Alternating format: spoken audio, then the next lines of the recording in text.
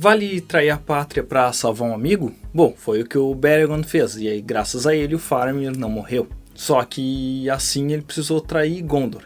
Isso porque a ideia do Denethor era tacar fogo em si e no filho, em uma pira funerária. E para impedir isso, o Beregond precisou assassinar alguns compatriotas que iam seguir ordens do regente. O Beregond ele aparece quando o Pippin oferece os seus serviços e se torna um guarda da cidadela. Como Gandalf estava muito ocupado para mostrar ao Hobbit Minas Tirith e fazer um passeio turístico mostrando os principais locais e costumes da cidade, coube ao Beregond explicar ao Hobbit como as coisas funcionavam e quais seriam os afazeres de um guarda. Claro que a primeira coisa que o pequeno perguntou foi sobre o café da manhã, e a partir daí eles formam um vínculo no terceiro livro. Só que aí o Faramir é ferido, o Denethor enlouquece de vez, e o Pippin, ao escutar o plano dele de que ia colocar fogo nos dois como os antigos reis bárbaros, corre para chamar ajuda. E nisso ele encontra o Beregond fazendo a guarda, conta a ele o plano do regente e suplica para que ele interrompa. Como o Beregond adorava o seu capitão Faramir,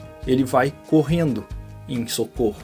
Ainda assim, o Hobbit sabia que apenas um soldado rebelde talvez não fosse suficiente para parar a loucura do Denethor. E falando assim, rebelde soa muito Star Wars. Mas tá, foi um ato de rebeldia. Porque primeiro ele abandonou seu posto. Depois ele precisou matar o guarda que ficava na porta da casa dos regentes. E para completar, tirou a vida de mais 2 colegas de trabalho lá dentro. Isso porque eles iam seguir as ordens dos desmiolados Denethor e não pretendiam salvar o Faramir dessa loucura. Detalhe é que a casa dos regentes era um solo sagrado, então eles o amaldiçoaram muito. O Denethor ainda tenta matar o próprio filho com uma faca e é impedido pelo Beregond. Ou seja, foi ele quem, ao trair Gondor, segurou a onda até que o Gandalf chegasse ali para salvar o Faramir. Mais tarde ele lamenta que tenha matado seus colegas, ele é julgado pelo novo rei Aragorn, só que primeiro ele ainda ajuda na batalha em frente aos Portões Negros de Mordor. Já no seu trono no Salão dos Reis, o Aragorn proclama que uma infração dessas seria digna de uma condenação de morte, mas reconhece a bravura dos seus atos. E por causa disso e do amor pelo seu amigo Faramir, ele recebe uma pena menos severa.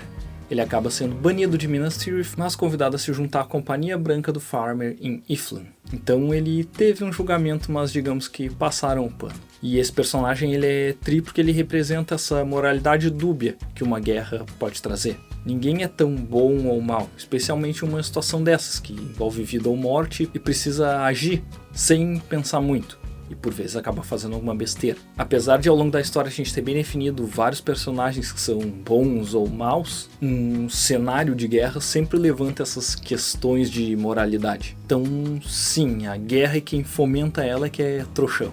E aos outros cabe fazer escolhas dentro dessa realidade brutal. Depois de tudo isso, o Faramir, graças ao Beregond e aos hobbits Merry e Pippin, se casa com a Elwen. E eu falo sobre isso nesse vídeo aqui.